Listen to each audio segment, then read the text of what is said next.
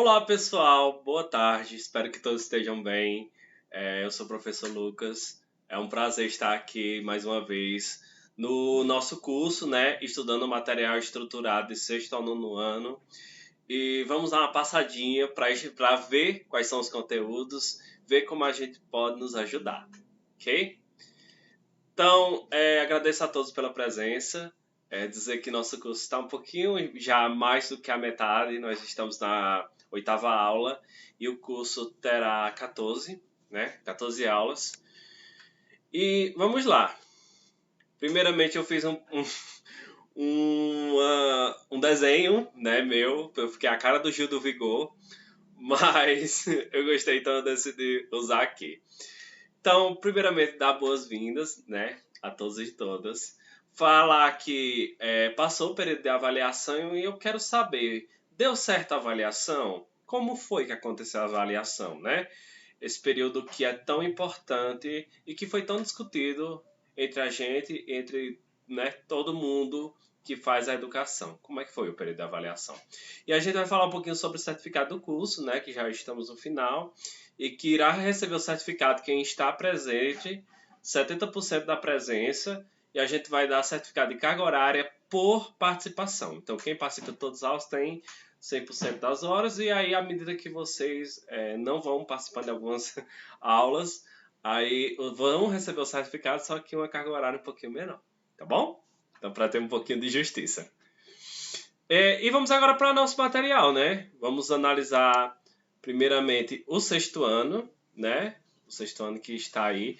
E a gente vai ver um conteúdo bem simples, que é super importante, que é a family, que significa família.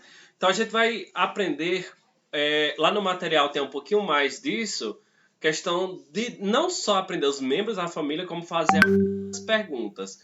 Como, por exemplo, quantos irmãos você tem? E etc. Ok? Então a gente está aqui com a família, ok? A gente vai ver aqui no material. Tem todos os tipos de parentesco, ou a maioria deles. E aí vocês dão uma olhadinha, porque não vai ser preciso eu comunicar exatamente pelo que vem a seguir, a questão de pronúncia. Vamos lá, vamos praticar. E aqui vai servir tanto para vocês como para também os alunos, principalmente. Então, vocês irão abrir esse site que está aí. Eu vou mandar para vocês esse site. E vai ter, vocês irão ver que lá vai ter um material. E lá embaixo, vocês descendo o feed, vai ter o nome assim, Pratique. Vocês clicam aí que vai aparecer um joguinho que é muito interessante para a gente praticar a questão das famílias.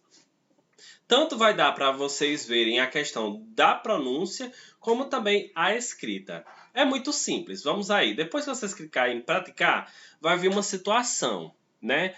Por exemplo, Margarida é esposa de Francisca. Então, esposa está em destaque. Então, como é esposa em inglês? Vocês vão pegar e procurar como é esposa em inglês, clicar e aí quando aparecer dizendo que vocês acertaram, tem lá uma opção de você ouvir a palavra, que é wife. Então, vocês escutam a palavra quantas vezes vocês quiserem, dá para ver a escrita e tem para todos os membros da família. Então, é bem, bem, bem interessante. Eu espero que vocês pratiquem e coloquem para os alunos também praticarem, porque em forma de dinâmica de jogos fica uma aula muito mais interativa e interessante. Então, eu trouxe esse joguinho para vocês e para os alunos de sugestão. Entrem no link que vocês irão perceber melhor, ok? São sexto ano, é isso, bem simples. Também tem a questão de uma atividade, né, que eles podem ser feita, ou então podem fazer durante, né, o período da aula, que é o Family Tree, que é a árvore familiar. Colocar o nome das pessoas, por exemplo, grandmother, avó, grandfather, avô. Então, qual é o nome? Já é uma pesquisa para você estar sabendo qual é o nome da pessoa e qual é a relação dela com o parentesco familiar. Então, vocês podem fazer isso ou na aula, ou então também vocês podem colocar de atividade de casa. Fica a critério. Estou deixando esse slide também para vocês pegarem essa atividade, tá bom? Então nós vamos agora para o 7º ano, a continuação. A gente vai ver uma parte gramatical para o 7º. Perceba que a gente está tendo um pouquinho mais de interesse na questão da prática do que especificamente a parte gramatical, mas que a parte gramatical é muito importante, a gente vai ver. Simple past significa o passado simples. São ações que passaram e que se concluíram no passado, que não tem uma continuidade. Aconteceu e ficou lá. Então a gente vai ver que tem dois tipos que a gente vai ver, as afirmativas e as negativas. Tem no material de vocês também exemplos muito mais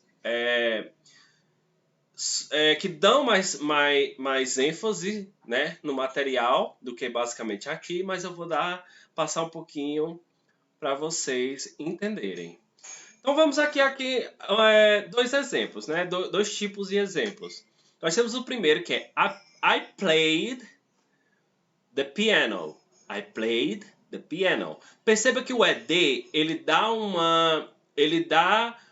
outra característica à palavra play, que significa jogar ou tocar. No sentido aqui é tocar. Eu toquei o piano, né? I played the piano. Então, esse ED, quando estiver nos verbos, ele vai dar uma ideia de passado. Como também no exemplo abaixo. She tried to read the book. She tried to read the book. Ela tentou ler o livro. O verbo try está com ED, então tentou ler o livro, né? Então nós temos agora um exemplo na questão da negativa. The teacher didn't or did not wait for the student.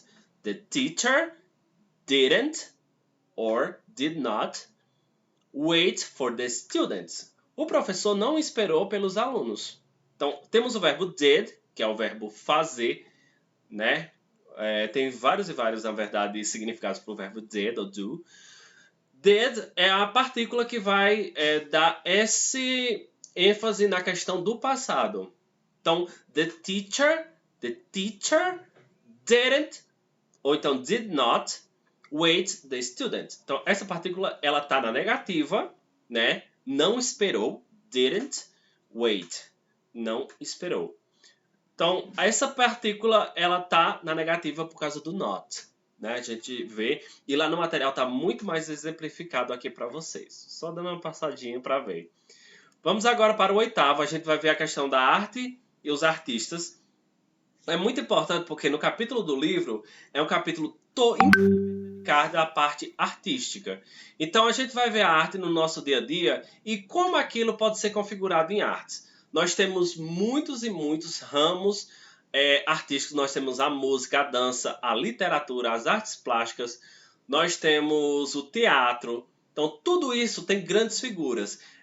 Vocês podem ter vários e vários exemplos disso, mas mais voltado para a parte da língua inglesa. Como são os autores de língua inglesa que a gente estuda, que a gente vê, que se tornaram artistas?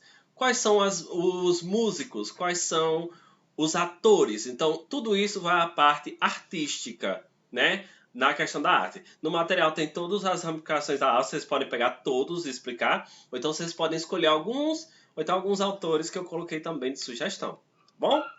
Então, para uma sugestão também bem interativa, bem interessante também, eu coloquei uma visita ao museu virtual. O Louvre, que fica na França, é um dos museus mais conhecidos do mundo porque tem a Mona Lisa.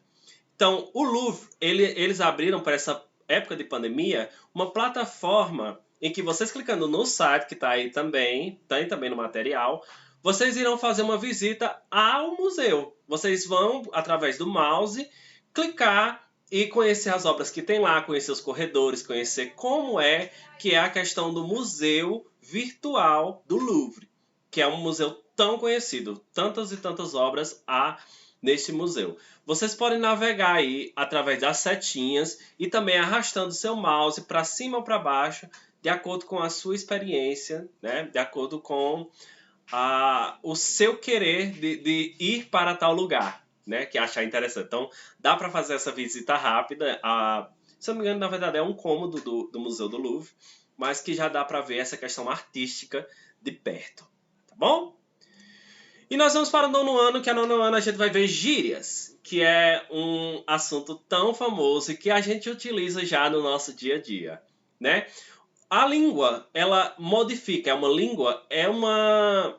é algo vivo, né, que sempre está em mudança. Nós criamos novas palavras, nós modificamos essas palavras e através dessa modificação e criação, tem através das gírias, que são palavras que são populares, né, e que não são utilizadas a parte gramaticalmente normativa, mas que é muito utilizado na fala das pessoas. Então a gente vai ver, a gente vai aprender algumas gírias e a gente vai saber também a importância de comunicar em todas as ocasiões, né? No caso, a gente tem um modo de falar com nossos amigos, a gente tem um modo de falar com os nossos professores, né? Então tudo isso, a língua é como se fosse uma roupa, onde a gente está usando e depende da ocasião que a gente vai usar aquela roupa. Eu não vou de pijama para o meu trabalho.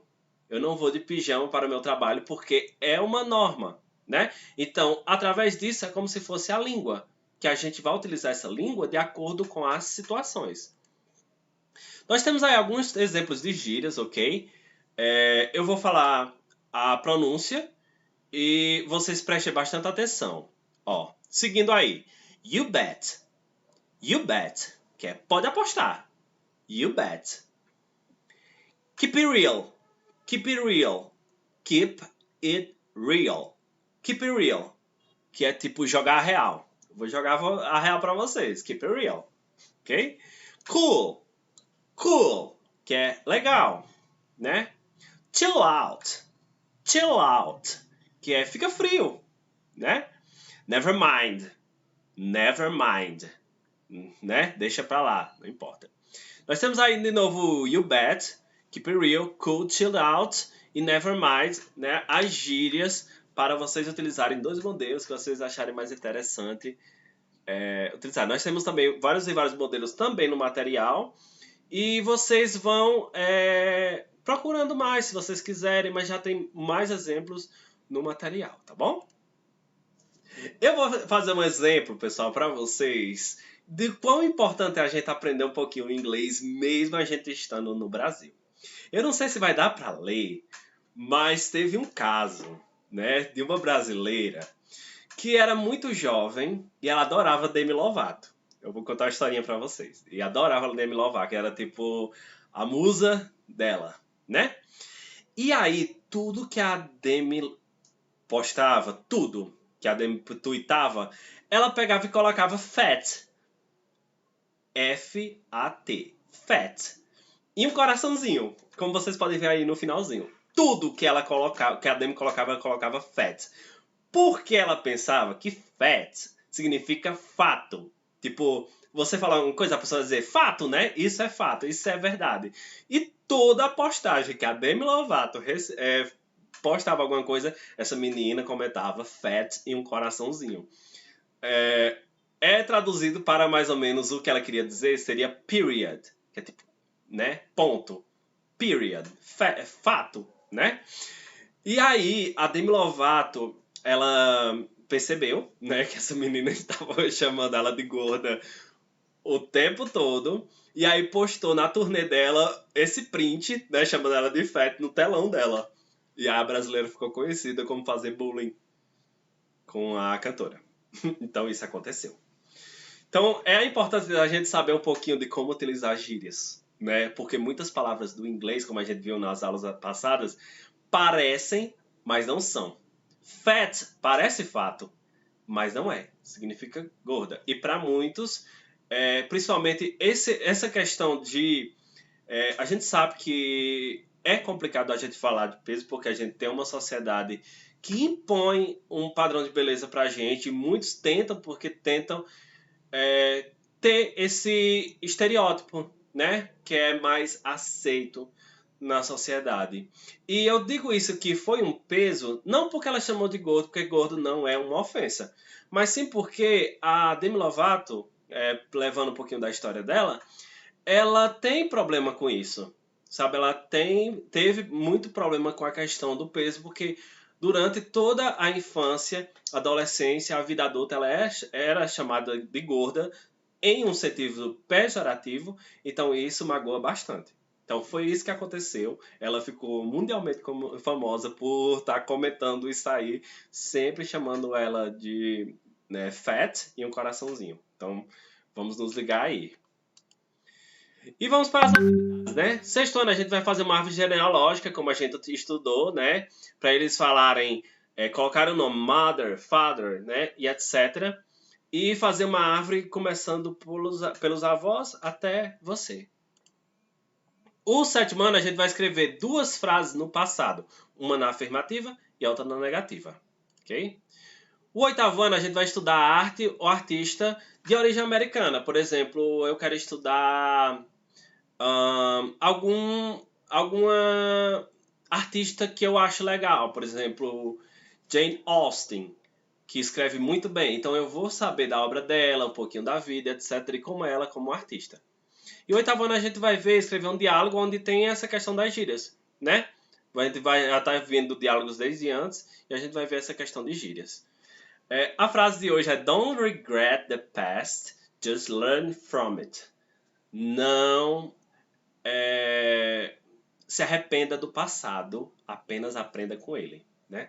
A gente tem sempre que estar vendo o nosso passado de uma maneira que não seja pesada pra gente, que não seja, né, de uma maneira que seja realmente para aprendizado. E é isso, pessoal, né? Muito obrigado a todos e todas por esse momento. Agradeço demais, né, a presença de todos. Vamos continuar. Qualquer coisa eu estou aqui, qualquer coisa eu estou presente para dar esse auxílio para vocês. Muito e muito obrigado. Até mais.